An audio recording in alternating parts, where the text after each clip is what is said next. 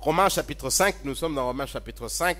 Aujourd'hui, nous terminons le chapitre 5 et nous allons continuer au chapitre 6, 7 et 8, jusque comme vous le voyez dans les dépliants au mois de décembre, sous le thème « La paix avec Dieu ». Et ce matin, nous parlons des fruits de l'obéissance. D'ailleurs, quand j'étais en train de préparer, je pensais que peut-être ce serait intéressant d'échanger le terme, le titre même, le thème, et de dire le règne de la grâce. Mais bon, j'avais préparé ça comme le fruit de l'obéissance. Et donc on va le garder comme ça, mais je crois que on peut dire les fruits de l'obéissance, c'est le règne de la grâce. Si je vous posais la question de savoir quel mot, résumé en un mot, la vie chrétienne, ou comment est-ce qu'on devient chrétien, ou comment est-ce qu'on a une relation avec Dieu, en un mot, quels seraient ces mots? Quel est le mot qui vous vient à la tête? Un mot. Si on dit chrétien, il y a des jeux où on fait des associations de mots et on dit homme, femme, école, enfant, université, professeur. Et si on disait chrétien, vous pensez à quoi? Souvent, le mot qui vient serait peut-être quelque chose du genre obéissance. Chrétien, c'est celui qui obéit aux lois de Dieu. Chrétien, c'est celui qui marche selon les lois de Dieu. Là, je suis conscient aussi que dans cette salle, il y a des gens que si je dis ça, vous dites non, moi j'ai pensé, je n'ai pas pensé à l'obéissance. Je n'ai pas pensé aux choses qu'on fait pour gagner les faveurs de Dieu. D'ailleurs, je suis sûr que si vous faites un tour dans la ville de Bukavu et vous demandez aux gens comment est-ce qu'on devient ami de Dieu, comment est-ce qu'on entre en relation avec Dieu, comment est-ce qu'on se positionne par rapport à Dieu, personne ne vous dira qu'on le fait en dehors de Jésus. Tout le monde vous dira crois au Seigneur Jésus et tu seras sauvé. Tout le monde. Comment on devient chrétien? En croyant à Jésus. Oh, ok, c'est bien. Alors qu'est-ce qu'on fait pratiquement? Ah, à ce moment-là, on vous sort la liste. Imaginez, c'est juste une imagination. Vous êtes assis là-bas, et il y a quelqu'un qui vient, qui entre. Peut-être bien sapé, peut-être mal sapé, je ne sais pas, peut-être un sapeur, je ne sais pas, mais il vient. Ça va dépendre de votre imagination. Ça se fait à côté de vous. Et vous pouvez déjà sentir l'odeur de l'alcool de sa bouche. Quand on est en train de chanter là-bas, vous le voyez de temps en temps faire ça. Vous savez que celui-là... Et puis à la fin, cette personne vous pousse et dit, comment est-ce que je peux devenir chrétien? Vous cognez là. Oui, je suis dans la kanisa. Je suis comme Christ. Je suis à peine comme Christ. T'en vois bien. Vous voyez, quand j'ai commencé à vous poser la question de savoir quel est le mot qui vous vient à la tête, vous allez me dire, ah non, la foi en Jésus, ah ok, ça, mais maintenant là, vous lui dites quoi? Ah, tu crois pompe? Parce qu'on croit qu'ils sont à l'air.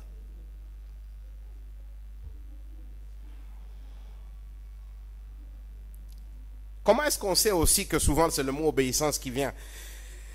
Quand les choses ne marchent pas, qu'est-ce qui se passe dans votre tête? Je me souviens encore une fois, et ça c'était très clair. J'étais avec quelqu'un une fois et on parlait de quelqu'un d'autre qui passait vraiment dans des moments très très difficiles.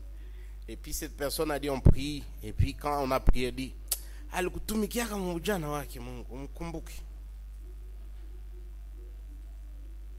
quand les choses ne marchent pas dans votre vie, vous avez planifié, si vous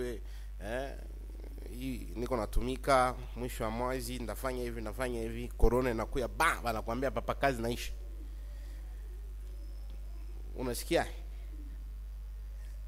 deux options. Unaweza sikia uchungu ya grave, unarudia unaambia Mungu wewe unaona kisiko engra wewe. Après tout ce que j'ai fait pour toi, Dieu, vraiment haiko kazi yangu ulishindwa kuichunga. Sunge kamata wengine wote unaacha. Ou alors vous pouvez aussi faire l'extrême, et l'extrême c'est kwanza na hivi vya Kikristo mimi na viacha. Biko na neten. Je me souviens encore une fois, avant on allait dans des missions d'évangélisation, on va quelque part et on arrive là, et il y a un jeune homme qui se lève et qui pose la question. Il dit, ça parce qu'on encourageait les gens à évangéliser, c'était ça le thème. L'église évangélise, les chrétiens font des disciples. Kisha mtu anasema anatuambia se sasa tunakuwa tunaambia watu mkue kwa Yesu.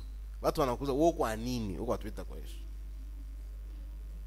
Wewe watuita kwa Yesu, wewe kwa nini? Hauna moto, hauna nyumba, hauna wewe watuita kwa Yesu, koko nini kwa Yesu? Et pour moi, le simple fait que le simple fait qu'il peut poser cette question, c'est-à-dire que quelque part en lui, c'est devenu un marchandage. Jésus, je fais ça pour toi, tu fais ça pour moi. Et c'est ce que Jésus fait pour toi, ça peut être les matériels, ça peut être t'épargner de la vie éternelle, de la mort éternelle, ça peut être, mais c'est un marchandage. Je fais ça pour toi, tu fais ça pour moi. J'obéis, tu me donnes en retour. Paul, dans ce passage, nous rappelle tout le passage, Romains 5 pratiquement, il y a des parties aussi de Romains 7. Il nous rappelle ce qu'il a déjà dit. Il n'y a rien que vous puissiez faire pour obéir parfaitement à la parole de Dieu. Rien. C'est pourquoi la grâce doit régner. C'est pourquoi Jésus vient et inaugure un autre règne. Et c'est le règne de la grâce. C'est le règne de la faveur imméritée. C'est le règne de tu reçois ce que tu ne mérites pas. C'est le règne de tu bénéficies des choses qui ne te reviennent pas de droit. Parce que l'obéissance, la nôtre, n'a rien produit. L'obéissance, la nôtre, au travers d'Adam, n'a produit que le péché et la désobéissance. On ne pouvait pas garder les lois de Dieu. Il fallait que quelqu'un d'autre vienne garder les lois de Dieu. Et que son obéissance produise pour nous la vie éternelle. Et donc le règne de la grâce. Je n'aimerais pas que quand vous quittez ici, vous pensiez que tout ce que j'ai fait, c'est encore rappeler aux gens que tu n'as au colère qu'on aime. Oui, c'est ce que je fais. Mais je veux aller plus loin. Je veux que vous compreniez que nous sommes maintenant, non plus dans le règne de la mort, mais dans le règne de la grâce. Vous savez, kulikuwa ere ya Mobutu akaenda, kukakuwa Kabila anaenda, kunakuwa Tshisekedi. Quel que soit ce que vous en pensez, je ne fais pas de politique ici. Il y a des ères. Et il y avait un temps, le temps d'Adam, où c'était le règne de la mort, parce que la désobéissance avait le premier plan. Maintenant, c'est le règne de la grâce. Maintenant, mon standing devant Dieu, ton standing devant Dieu, ce n'est pas basé sur ce que je fais, ni sur ce que je ferai, ou sur ce que je ne fais pas. Non, c'est basé sur ce que Jésus a fait, sur l'obéissance de Jésus, et moi, je reçois des faveurs imméritées. J'aimerais que vous commenciez à poser la question de savoir comment est-ce que, si c'est le règne de la grâce, comment est-ce que ça affecte ma vie? Et non pas seulement ma relation avec Dieu, puisque d'abord ça c'est l'essentiel. Il faut où il est. Parce que quand où il est, ce qui va se passer c'est quoi?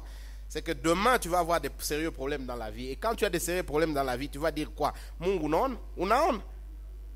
Mina kwa na toa dime kila siku. Mina kwa naenda kanisa kila siku. Unaona sasa vya?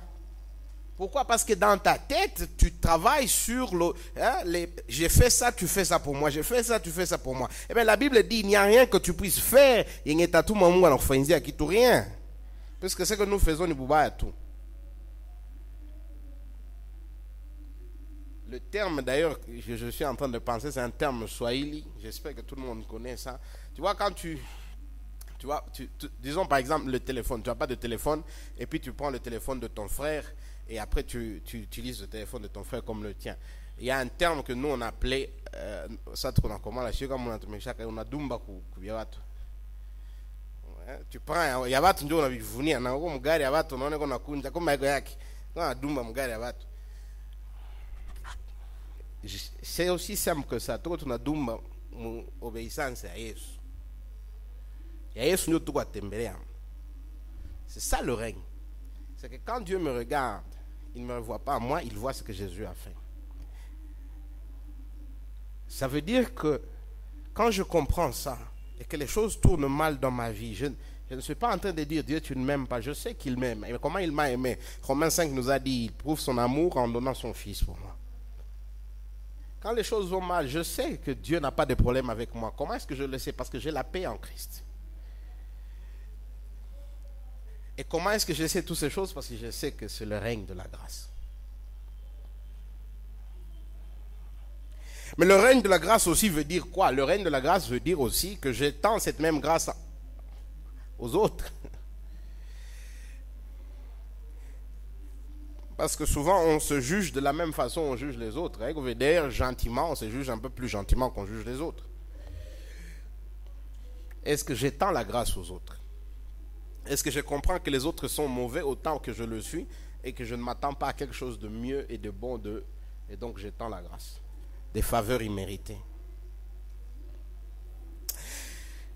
Paul nous présente ce passage, ces deux versets et ces deux points que nous avons. Après, nous allons revenir sur les applications. Mais le premier point, vous verrez, le verset 20, c'est que Paul nous parle de ce phénomène de l'abondance de la grâce. Et nous allons parler d'une grâce abondante. Et le deuxième point nous parle du règne de la grâce. Et donc nous allons parler d'une grâce régnante, ou du règne de la grâce si vous voulez. Ça dépend du français. Et après nous allons essayer de mettre le tout ensemble. Une obéissance qui produit la grâce. Le premier point, la grâce abondante, verset 20. Or, la loi est intervenue pour que l'offense abondât. Mais là où le péché a abondé, la grâce a surabondé. Or, la loi est intervenue pour que l'offense abondât. Mais là où le péché a abondé, la grâce a surabondé.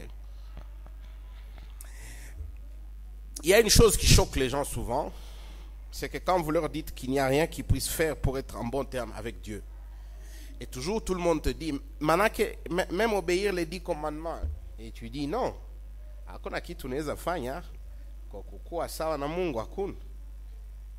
Parce que tendance yetu ya kimutu, c'est de désobéir.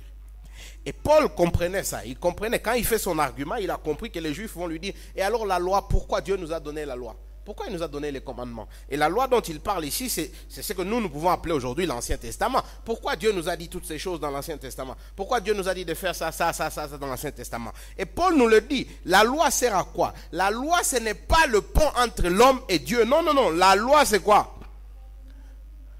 C'est pour que l'offense abonde. La loi, c'est pour montrer là où il y a l'offense. Venez avec moi dans Galates chapitre 3, on revient allons d'abord dans Romains 7, puisque c'est plus proche, et puis on ira dans Galates chapitre 3. Romains chapitre 7, on va commencer au verset 19. 7, on commence au verset 5. Romains 7, verset 5. C'est juste à votre droite. Romains 7, verset 5, on aura le temps dans l'avenir d'étudier aussi ces passages. Car lorsque nous étions dans la chair, les passions des péchés provoquées par la loi agissaient dans nos membres de sorte que nous portions des fruits pour la mort. C'est-à-dire la passion en nous utilisait la loi pour produire les fruits de la mort. Verset 6. Mais maintenant nous avons été dégagés de la loi, étant morts à cette loi sous laquelle nous étions retenus, de sorte que nous servons dans un esprit nouveau et non selon la lettre qui a vieilli. Verset 7. Que dirons-nous donc? La loi est-elle péché? Loin de là. Mais je n'ai connu le péché que par la loi. Car je n'aurais pas connu la convoitise si la loi n'eût dit tu ne convoiteras point. Et le péché, saisissant l'occasion, produisit en moi par le commandement toutes sortes de convoitises. Car sans la loi, le péché est mort. Vous voyez ce que Paul est en train de dire ici? C'est que la loi n'est pas venue pour créer un pont entre nous et Dieu. Non. Au contraire, la loi est venue nous montrer là où les choses ne marchaient pas. Et le péché a profité de la présence de la loi. Non pas pour diminuer en nous, mais pour abonder. Et c'est ça ce qu'il dit. C'est que je n'aurais jamais connu la convoitise si la loi ne me disait pas ne convoite pas. Est-ce que vous vous êtes déjà rendu compte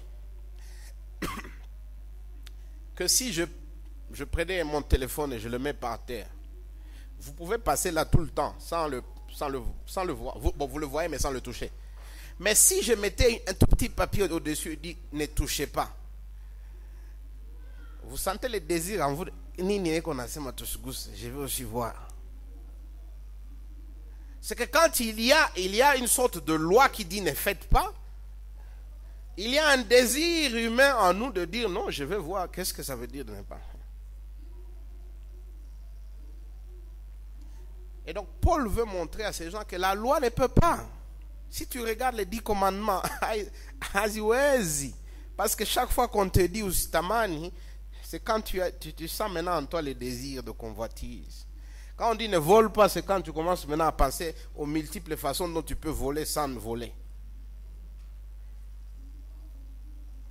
Mais cette loi, elle est faite pour quoi? Pour nous montrer notre insuffisance et nous pointer vers Christ. Et c'est ça, Galates chapitre 3.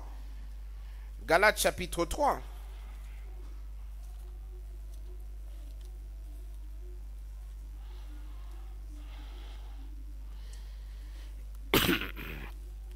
Galates chapitre 3.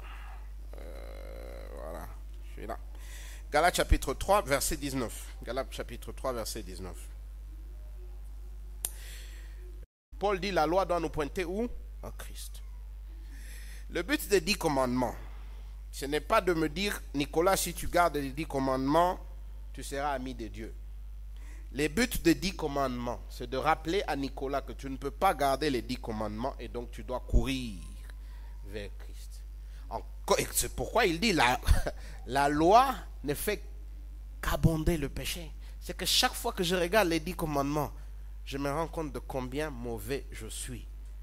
Mais je suis aussi supposé me rendre compte de ce que Jésus a fait, que moi je ne pouvais pas faire, de sa parfaite obéissance. Et c'est ça, la deuxième partie du verset 20, où il dit, mais là où le péché a abondé, la grâce a surabondé. Donc chaque fois que la loi me rappelle combien mauvais je suis, cette même loi doit me pointer vers la croix de Jésus. Et sur cette croix, je ne vois pas combien mes péchés sont mauvais, je vois combien la grâce de Dieu est grande. Imaginez-vous un peu. Dieu voit les hommes qui sont en train de pécher, de se rebeller contre lui, de le rejeter. Dieu décide d'envoyer son Fils. Plusieurs endroits dans dans le Nouveau Testament, vous entendez, on dit, celui-ci est mon Fils bien-aimé, en qui j'ai mis toute ma confiance. Écoutez-le. Qu'est-ce que les gens font de ce Fils de Dieu? Ils le prennent et ils disent, crucifiez-le, on ne veut pas l'entendre, on ne veut pas le voir, on ne veut rien avoir avec lui, mettez-le sur la croix. Dieu lui-même vient sur terre et les hommes le rejettent. Est-ce qu'il y a plus péché que ça? Mais c'est exactement quand on prend le Fils de Dieu, on le met sur la croix et on le tue. C'est à ces moments-là que l'on se rend compte qu'au sommet du péché, il y a un sommet de la grâce. Au moment où l'humanité est en train de rejeter Dieu totalement, on dit atukupendi. C'est à ce moment que Dieu est en train d'embrasser l'humanité par la mort de son Fils et de dire, je suis venu vous sauver. Alors moi, je pose la question avant qu'on ne passe au deuxième point. Si au climax du péché, de rejet de Jésus par la crucifixion, on y voit une grâce qui surabonde, vous pensez que lequel de vos péchés ne peut pas être absorbé par la grâce de Dieu? Lequel de vos péchés ne peut pas être soumis au pardon de Dieu? Quel est ce péché yenye takuya nguvu kwa Mungu kusamehe na kutolea neema? Chaque fois que nous parlons de la relation de l'homme avec Dieu par la grâce, la première question que les gens posent, c'est quoi? Ah, Mungu munambia watu waendelee kufanya dhambi. C'est ça ce que les gens disent. Quand vous dites aux gens, ah, manake haiko sheria za Mungu ndio zenye zitatuma unakuwa sawa sawa na Mungu, Mungu mnawafundisha dhambi. Il faut les rappeler que ukifanya hivi na Mungu atakuchukia. Ukifanya hivi na Mungu atakuchukia. Ukifanya hivi na Mungu. Tu kama ufanye vile, bataenda mzambi. Mais est-ce que vous saviez que quand le péché abonde, la grâce surabonde? Hakuna siku yenye unaweza comment je dirais? Et à aucun moment zambi zako zinaweza tambuka neema ya Mungu. Zabuzako zikifika hapa neema ya Mungu inakuwa hapa. Zikifika hapa neema ya Mungu inakuwa hapa. Zikifika hapa neema ya Mungu inakuwa hapa. Zikifika hapa neema ya Mungu inakuwa hapa. C'est ça ce que ça nous dit. Et l'illustration la plus claire, c'est la croix de Jésus. Verset 21. Afin que, il nous donne le but. Comme le péché a régné par la mort, ainsi la grâce régna par la justice pour la vie éternelle par Jésus-Christ notre Seigneur. Quelle est la finalité? Le résultat, c'est quoi? C'est le règne de la grâce. La grâce de Dieu surabonde sur le péché parce que la grâce de Dieu doit couvrir le péché afin que le règne de la mort cesse et que commence un nouveau règne. Et c'est le règne de la grâce. Là, si vous avez suivi l'argumentaire de Paul, si vous avez été avec nous pendant les 4 semaines qui sont passées, sinon je vais le reprendre. L'argumentaire de Paul, c'est quoi? Depuis qu'il a commencé, l'homme ne peut pas se séparer du péché. Moi et toi, on ne peut pas se séparer du péché. Pourquoi? Parce que le péché fait partie de notre ADN. Nous l'avons hérité de nos parents, qui l'ont hérité de leurs parents, qui l'ont hérité d'Adam. À partir d'Adam, il y a une disposition à nous à la désobéissance. On ne peut pas s'empêcher de désobéir à Dieu. On ne peut pas le faire. Si on est humain, la nature humaine veut que notre disposition soit celle de la désobéissance. C'est ça la nature de l'homme. Moi, je le dis toujours, si tu comprends ce point, les hommes ne peuvent pas te surprendre. Et quand je dis homme et femme. Ils ne peuvent pas te surprendre. Parce que tu ne t'attends pas à ce qu'ils soient des anges. Tu sais qu'ils peuvent devenir pires. Tu sais que l'homme a son climax. L'homme a sa parfaite expression. C'est le génocide au Rwanda. C'est les tueries qu'on voit ici. C'est Hitler qui est en train de tuer les gens. J'ai vu, il y a une petite vidéo qui a circulé sur WhatsApp. Et je suis sûr que vous l'avez vu. Des soldats qui sont en train de tuer une jeune femme seule comme ça. Ça, c'est l'homme. C'est l'homme à son apogée, c'est l'homme à son statut normal, rejetant Dieu, maître de lui-même.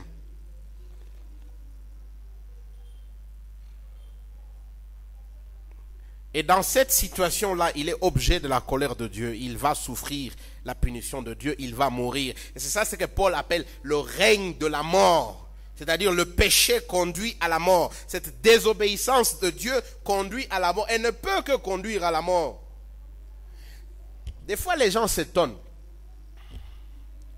Les gens s'étonnent. Un pays aussi grand que le nôtre, aussi riche que le nôtre. Et pourtant, il y a des gens qui vont au lit sans manger. Et ils disent, oh, quel paradoxe. Moi, j'ai dit, il n'y a pas de paradoxe. C'est comme ça. C'est ça l'homme. Il va garder des millions dans sa poche et il se fiche si quelqu'un à côté de lui meurt parce qu'il n'est pas $1 pour aller à l'hôpital. Il s'en fiche. C'est ça l'homme. Donc, ça ne devrait pas nous étonner. Mais le problème, c'est que cette rébellion cause la mort maintenant, mais nous causera aussi la séparation éternelle avec Dieu. Parce que cette rébellion est le fruit d'une séparation avec Dieu. Donc le péché a régné par la mort. Quand vous regardez le monde, il ne faut pas penser que vous regardez un monde où Dieu, sa grâce est en train de régner. C'est vrai, Dieu est souverain. Mais c'est un monde soumis au péché parce que c'est un monde qui s'est rébellé contre Dieu. Romains, venez avec moi dans Romains chapitre 1, vous verrez. Paul l'a déjà dit, on n'a pas commencé au chapitre 1, donc on n'avait pas le temps d'y revenir. Mais le monde actuel, ce n'est pas un monde qui recherche Dieu, non, c'est un monde qui rejette Dieu. C'est un monde qui a des cultures qui rejettent Dieu. C'est un monde qui a des traditions qui rejettent Dieu. Ce n'est pas un monde qui est en train de dire, montrez-moi où Dieu est. C'est un monde qui est en train de dire, je ne veux rien avoir avec ce Dieu. Romains chapitre 1, verset 18. La colère de Dieu se révèle du ciel contre toute impiété et toute injustice des hommes, qui retiennent injustement la vérité captive. Car ce qu'on peut connaître de Dieu est manifeste pour eux, Dieu le leur ayant fait connaître. En effet, les perfections invisibles de Dieu, la puissance éternelle, sa divinité, ses voies comme à l'œil depuis la création du monde, car on les considère comme ses ouvrages. Ils sont donc inexcusables. Qu'est-ce qu'il est en train de nous dire ici? Il est en train de nous dire ici qu'on n'a pas besoin des grandes choses pour connaître Dieu. Déjà, la nature elle-même nous dit qu'il y a un Dieu. Et pourtant, les hommes rejettent. Ils s'assoient sur la vérité et la cachent. Ils ne veulent pas voir la vérité. Verset 21. Puisqu'ayant connu Dieu, ils ne l'ont point glorifié comme Dieu et ne lui ont point rendu grâce. Mais ils se sont égarés dans leurs pensées et leurs cœurs sans intelligence ont été plongés dans les ténèbres. Se vantant d'être sages, ils sont devenus fous et ils ont changé la gloire du Dieu incorruptible en image représentant l'homme corruptible des oiseaux et des quadrupèdes et des reptiles. C'est pourquoi Dieu les a livrés à l'impureté. Et il continue. Venez à la fin, verset 32. Il nous montre les conséquences du rejet de Dieu et vous pouvez lire, vous verrez, ça caractérise le monde même actuel. Verset 32. Et bien qu'ils connaissent les jugements de Dieu, déclarant dignes de mort ceux qui commettent de telles choses, non seulement ils les font, mais ils approuvent ceux qui les font.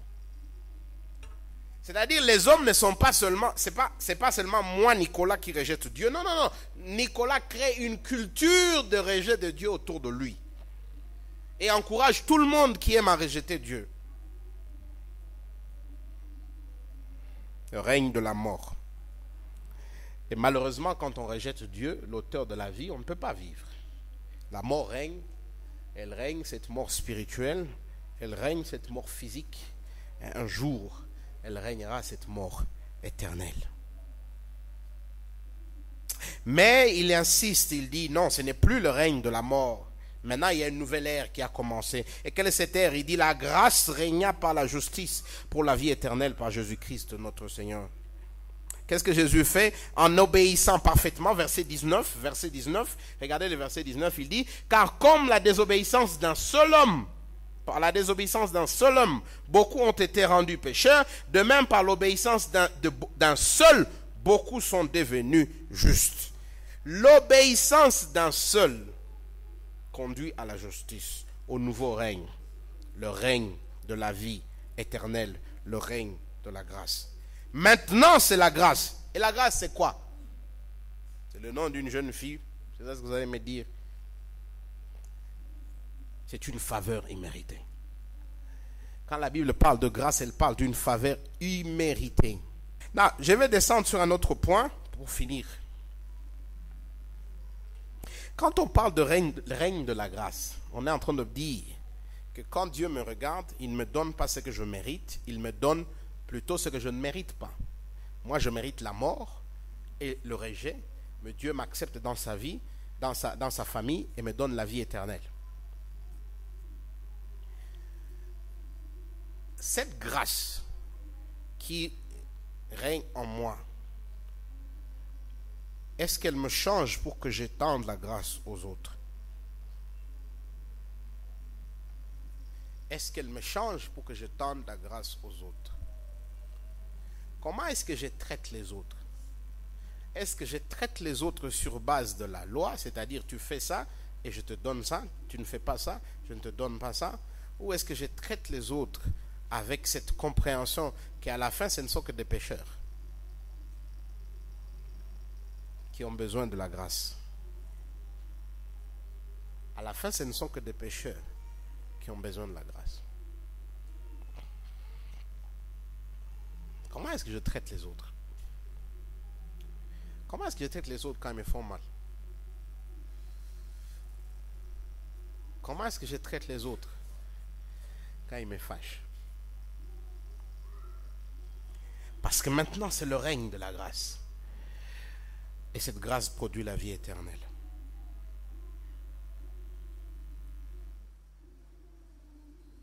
Quand nous pensons aux pécheurs, et souvent ici à l'EFA, nous disons, nous prions pour ceux qui ne connaissent pas Jésus.